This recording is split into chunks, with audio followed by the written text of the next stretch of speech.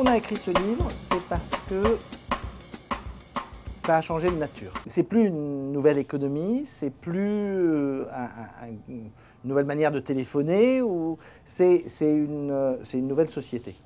C'est une nouvelle manière de vivre ses relations avec les autres, c'est une nouvelle manière d'accéder à la connaissance, c'est une nouvelle manière de travailler, donc c'est vraiment, pour le coup, une économie nouvelle, et c'est aussi une nouvelle manière de se battre.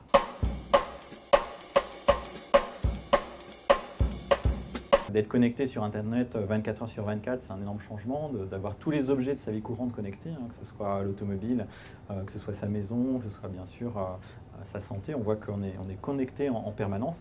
Et le fait d'avoir ces chaussures Nike qu'on va courir connectées, voilà, certes, ça permet de savoir combien de kilomètres on a parcouru, mais après, il y a des données de santé qui arrivent. Et donc, c'est un modèle de société, un modèle d'économie, un modèle de démocratie qui va être impacté. Donc, c'était l'objectif du livre qu'on a écrit tous ensemble, c'était vraiment voilà, de sensibiliser par rapport à ces phénomènes.